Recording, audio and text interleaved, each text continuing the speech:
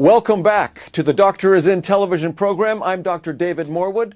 Thank you very much for being here. As you know, I am a plastic surgeon, board certified here in beautiful Monterey, California. During this first segment, I'd like to talk about one area of plastic surgery that is perhaps growing more rapidly than any other field, and that is the minimally invasive treatments, non-invasive treatments, so-called lunchtime treatments that we offer in my office or in our medical spa and laser center, the Revitalescence Med Spa here in Monterey. Essentially, lunchtime treatments or non-invasive or minimally invasive treatments involve things such as mini peels, even mini lifts, Botox, injectables, fillers, etc. So what I'd like to do for a few minutes during this segment is talk about what this growing field of medical spa treatments is about, more about injectables, a little bit about Botox, a little bit about fillers, how and when I recommend mini lifts, mini peels, etc. So, as we begin, once again, it's important that we turn back to our concept of the facial beauty triangle. The triangle of facial rejuvenation and restoration. As you know, the triangle has three parts, and the triangle rests upon a foundation. The three corners of the triangle are, number one, the skin. We're talking about the texture of the skin, the very surface of the skin. Number two, we're talking about the volume of the face. As you know, you've heard me say multiple times now, as we mature, we tend to lose volume, we tend to lose fat in the face and in the back of the hands, and we put that fat and that volume on in the trunk. It's an unfunny practical joke. Now, some authors have described that as we lose the fat in the face, we do gain fat not only in the trunk, but we may gain some fat in the neck. I think that is somewhat debatable. There are certainly some people who seem to get a much heavier neck with time as we mature, and we'll talk about that as we go along. But certainly, everyone agrees that as we mature, we lose fat in the face and in the hands, and we gain that fat on in the trunk. Now, the third, as I said, the first part of the triangle is the skin. The second corner of the triangle is volume. The third part of the triangle is that soft tissue, position, structure, and amount. We certainly lose resilience of the skin with time. As the midface loses volume, that allows gravity to act on it. We get something called midface descent. The jowls get heavier, the nasolabial folds get more prominent, and we get a descent of the tissues as it follows gravity. Now, that triangle rests upon a foundation. That's the cranial facial skeleton. That's the foundation, the cheekbones, the chin. Sometimes we talk about the nose and the ears. We can even talk about sometimes the skull, the forehead, because certainly there's a change in volume and a slight shifting of the upper jaw, of the maxilla with time and as we mature. So, lunchtime treatments, minimally invasive treatments, or non-invasive treatments. Let's start with the skin. First of all, anybody who lives in California, I think, is a candidate for good skin care. I've equated this in the past. You've heard me talk about good skin care can be equated to good dental care. 2 or 3 times a year, you want to see your dental hygienist and get an evaluation, perhaps by your dentist and the dental hygienist. You might get x-rays, and you might get a good cleaning. However, that's not at all sufficient. What's important for you to do at home is your brushing and your flossing. You might be using a dental pick, a water pick, etc. But most of the work you do to take care of your dental hygiene, to take care of your teeth, be true to your teeth or else they will be false to you. Most of the work is done by you at home, and it's very similar to skincare. We can get you high quality medical grade skincare products to help you take care of your skin. You can get very efficient at the regimen. And so if you see your esthetician every 6 to 8 weeks or even a few times a year, and then you're doing good skincare at home, doing that skincare properly, you can really improve the health of your skin. Now, I think it's probably a good idea for me to run through briefly the very basic elements of high-quality skincare. First of all, avoid direct sun. We've spoken about how the UV rays of the sun can really play havoc and cause damage of the skin, especially the collagen layer. Now, next we go to properly cleansing the skin. Your esthetician, dermatologist, or plastic surgeon can teach you about that. Some people have oily patches, some people have dry patches, so it's very important for you to learn how to properly cleanse your skin according to your own skin type. Exfoliation. The very top layer of the skin is not living. That's the keratin layer. It's like nails and like hair. When that keratin layer gets too thick, the skin loses its sheen. It takes on a kind of a dull appearance. It loses its glow. So what we want to do is thin out that keratin layer to a more attractive thickness. We want the very top layer skin of the epidermis, very top cells of the epidermis to shed, thereby allowing new cells to come in. Now, we want to encourage regeneration. In the germinal matrix, where the new baby cells are formed down in that basal membrane, a basal cell layer, we want to encourage that factory to be turned on and make new baby cells that will come to the top. Now, please keep in mind that takes about at least 30 days, sometimes 45 days or more, before that new baby cell can get to the top layer. So you've heard me say, sometimes I hear Dr. Morwood, you know, I did skincare for 2 weeks and I don't notice any difference. You haven't even given your you haven't even given your skin a whole cycle's chance for those baby cells to get to the top. It takes 30 to 45 days at least for those baby cells to get to the top layer where they can be seen. So give yourself a chance, give yourself a cycle at least for those baby cells to come. And then if you keep it up for 6 cycles, you can actually have markedly improved appearance to your skin and better health. Now, we talked about the exfoliation, we talked about avoiding sun, we talked about encouraging regeneration. It's very important to properly moisturize your skin. As we thin out the keratin layer and as we exfoliate, your skin can really become dry and exposed to the elements, wind, and the sun, etc. Moisturizing is very important, especially around the eyes. Some people think they have fine lines and crepey skin. It's really that the skin is dried out.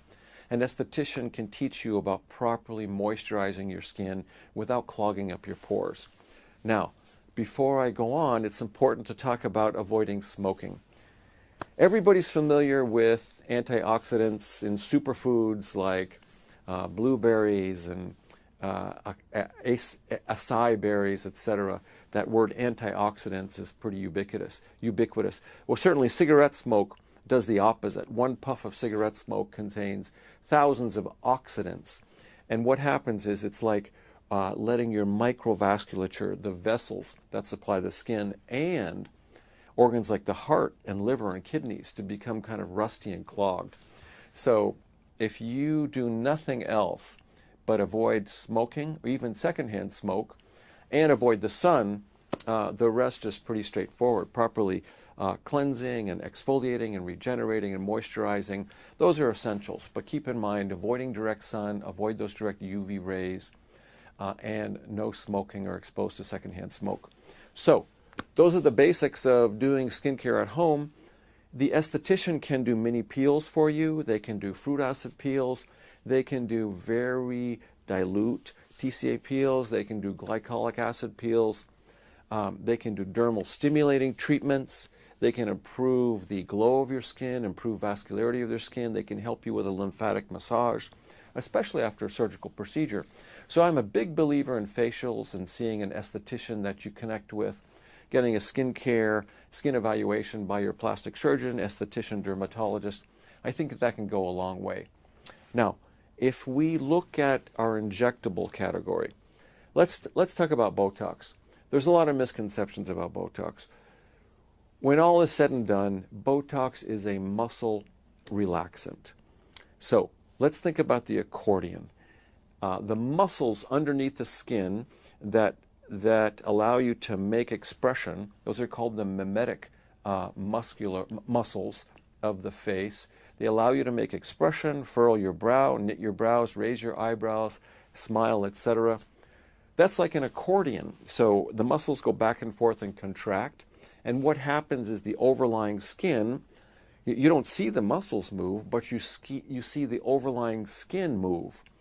And that's how we can get wrinkles and irides and furrows.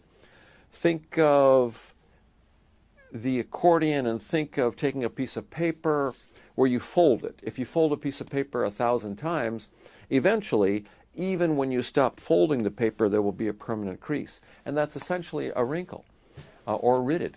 Now, there are such things as passive or static lines and wrinkles, and there are such things as dynamic lines and dynamic wrinkles. So the difference is, if your skin is perfectly smooth when you're in repose, that's at rest. And then when you move or make an expression, then you see lines of expression. Those are called active or expressive lines. When your face is in repose and you're not even making expressions, you're not even contracting those muscles, and you still have lines, well, those are passive lines or etchings. And that is, again, as I said, even when you stop folding a piece of paper 1,000 times, after 1,000 times, there will be a crease. So that's a line or line of expression or rided or wrinkle. So we can treat those a little differently. Certainly, Botox is very effective around the eyes for the active lines of expression. In other words, if when you're in repose, you don't have any lines or wrinkles, Botox will prevent you from developing those lines. Now, what about the passive lines? What about when you're not even making expressions, when you have wrinkles or irides or grooves? Botox can certainly help soften those lines, because with time and more than one treatment, multiple treatments, the underlying muscles relax, sometimes spread out. The overlying skin does relax, and with skin care, we can help soften those lines because there's no muscular activity underneath to reinforce or restore those lines or those wrinkles. So we can help with that. Before I go on to talk about revolumization and fillers, how fillers can help with static lines, I want to talk about using Botox to do conservative, conservative non-surgical sculpting of the face. So, I said before that Botox is a muscle relaxant. There are certain places, for example, the eyebrows, where we know that there are 3 major depressors of the brows, and there's 1 major elevator of the eyebrows. So the 3 major depressors of the eyebrows, that's the orbicularis oculi, that's like a sphincteric muscle around the eyeball, around the globes, inside the eyelid, and there's the procerus and the corrugator muscles, and there's 1 major elevator of the forehead and eyebrows, and that's the frontalis muscle. So, using Botox, we can selectively get the depressors to relax, we can allow the elevators to take over, and we can do some conservative shaping of the brow, especially when we want to get a little conservative elevation of the lateral brow. That can be very effective. It's not as dramatic as a surgical lateral brow elevation or surgical lift, but of course with Botox there's no incisions and there's hardly any downtime. It's a lunchtime treatment. There may be swelling and bruising for a couple of days or a few days, but it's effective. Now it is temporary. Botox, the effect of botulinum toxin, Botox cosmetic lasts, well, it's about, I tell my patients 5-ish months. Some people it lasts 6 to 7 months. Other people seem to metabolize it quicker, 3 to 4 months. Certainly what I can tell you is, with repeated treatments, those muscles never return to their original strength. They never regain their original dynamic quality. And so my patients tend to need fewer units, and they tend to need treatments more often. And they can get an effect. I think it's great around the eyes. I'm very, very conservative. I'm very judicious around the mouth because I don't want to change people's smiles. One area where it does work, around the chin, I can soften excessive mentalis constriction, the sort of wrinkles that some people get in their chin. We can turn up the corners of the mouth. We can get a muscle called the depressor anguli oris and the depressor oris to relax. Depressor anguli oris, DAO, as I mentioned, we can get those muscles to relax. And that way, the elevators can take over, the zygomaticus and the elevators, and then we can help conservatively turn the corners of the mouth up. It works very well actually for platysmal bands in the neck. When the platysma, the muscle that's deep to the skin and the fat, has some bands. Some people call that the turkey neck or wattle neck. Now, it's true that Botox can be effective there. The downside is it takes a lot of units. I only give in my office probably a maximum of 50 units in a day. So if I want to treat the entire platysma muscle on one side, I can do that with 50 units. I can soften platysmal bands with 10 or 20 units. But if we totally want to treat it, that's about 50 units, and I only do one side per day. And it's temporary. It's not as powerful, certainly not as long-lasting as a surgical platysmoplasty, but again, there's minimal downtime, no downtime. It's a lunchtime treatment. So let's go on to the other part of the other commonly used injectable, and that's fillers. We could talk about fillers for a whole hour. Of course, you've heard me talk about volume restoration in the face. There are two big categories of volumizing the face, or revolumizing. When we lift and fill, or only fill, there's your own fat, and there are artificial fillers. Most of them are made of hyaluronic acids. A few are calcium-based. There's one called, less commonly used, PLMA. I don't use that very often. It's sold as a way to have your body replace that chemical with its own collagen. I tend to use hyaluronic acids, hyaluronic-based fillers, Belotero, Voluma, Juvederm, Restylane, etc. I think they're very effective. They can be reversed with a hyaluronidase if needed. So that's, besides fat grafting, we can use fillers to help revolumize. Now, some of my favorite uses of fillers are to give people higher cheekbones, or to restore their volume of the cheekbones, to bring the chin forward, sometimes make the mandibular angles, the corners of the jaw back here. It's kind of in vogue now. It's kind of trendy, even in women, to have a strong jaw, especially the chin and the posterior mandibular angles. There's some very well-known celebrities, men and women, that have quite striking and well-sculpted jaws. And a lot of that's filler or fat. We want to show off the posterior, the mandibular angles. And that'll actually give people a little micro lift. The piriform sinus areas, piriform apertures here, that can be revolumized. Of course, that's one of the areas where that was fat grafting was first done. It can be very effective to fat graft to the piriform areas. Bringing the cheekbones forward gives people a micro lift, can do micro softening of the nasolabial folds. The temples oftentimes can be filled with fillers. Now, the tear troughs, or that eyelid-cheek junction, that's a very key part of the attractive face. When we see a mannequin or we see a model in a glamour magazine, typically it's a very smooth eyelid-cheek junction. And in a magazine, most of those models, men and women, have airbrushed eyelid-cheek junctions. But we can soften that groove with fillers. I think that's a very effective treatment. You heard me talk about earlier that some static lines, for example, if even when your face is in repose or resting, Botox can help soften that line. But if you want to go one step further, oftentimes we can use a filler to kind of fill in that area. It's sort of like taking a piece of paper that has a crease and really almost ironing it, really turning it over and rubbing that fold in the paper to get it as smooth as possible. So we talked about skincare, we talked about injectables, including filler. Before I go on to talk about mini lifts, keep in mind that there are many different kinds of fillers. We categorize them according to what they're made of, the substance. Typically, I use hyaluronic acids. There's also a calcium-based filler called a Radiesse. There's a Sculptra that is PLMA-based. It's sold as a semi-permanent filler. We inject it, and the company says that the material is resorbed and replaced by a body's own collagen.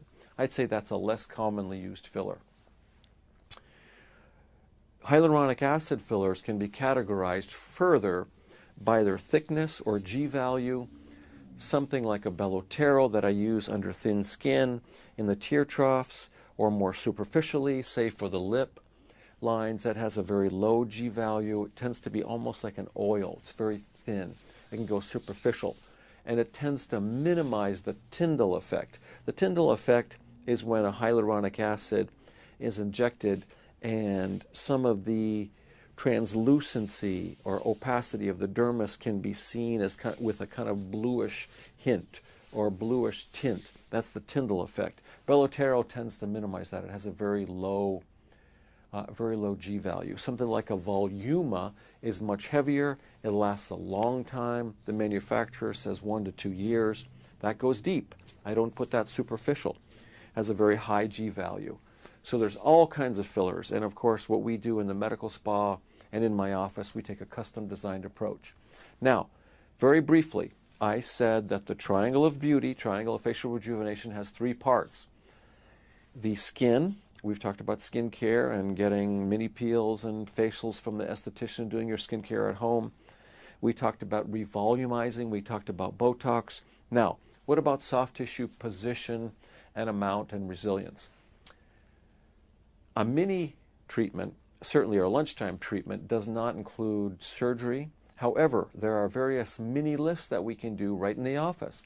I do mini lifts. I do short scar cheek elevations. Sometimes we do short scar neck lifts. So we can even do a submental platysmoplasty. Eyelid surgery we can do in the office. We can do a lateral brow elevation. Certainly very limited facelifts we can do in the office. We can do limited body contouring in the office, but today's discussion really is about the face. So I tell my patients that it's important after a mini lift, short scar lift, submental lift, liposuction of the neck, etc. You've got to rest and take it easy at home for 3 days and 3 nights. However, on day 4, we have plenty of people who will go back and sit at their desk, do paperwork, take phone calls, etc. On day 11, then slowly get back to your life.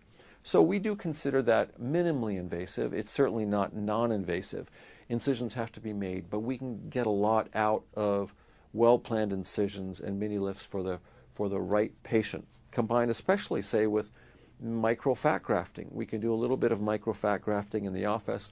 We do a little conservative liposuction, spin the fat down, decant it, or centrifuge it, keep it sterile, sometimes surgically cleanse it, and that can be re-injected with kind of a needle or cannula, micro-cannula, to bring the cheekbones forward, to bring the chin forward, temples, soften the nasolabial folds, or pre-gel sulcus to accent the posterior mandibular angles. So those are things we can do in the office at lunchtime. Again, for skin care, there's really no downtime. For injectables like Botox and fillers, there might be bruising and swelling for a couple of days. You can hide that with makeup. The mini lifts, yes, there are incisions and there are scars, but you rest at home for 3 days and 3 nights. On day 4, more activity, but don't get your blood pressure up high. On day 11, slowly get back to your life. Foundational changes, the triangle of beauty rests upon the foundation. We can do some conservative sculpting, like I said. We can give people higher cheekbones, bring the chin forward. But certainly, if we're going to do surgical reshaping of the craniofacial skeleton, if we're going to bring the chin forward or put in a chin implant or dramatically affect the craniofacial foundation, that's an operation. I don't consider that minimally invasive or even certainly not non-invasive. That's invasive surgery. But the more invasive a procedure, typically the more powerful, the greater the effect, and the greater the duration of lasting. That's an introduction to lunchtime treatments, minimally invasive, non-invasive plastic surgery procedures. If you'd like to visit our med spa, if you have any additional questions about the med spa or minimally invasive treatments or anything to do to improve your appearance, I hope you will call my office here in Monterey, 831-646-8661, or go to my website, drmorwood.com. That's DRMOR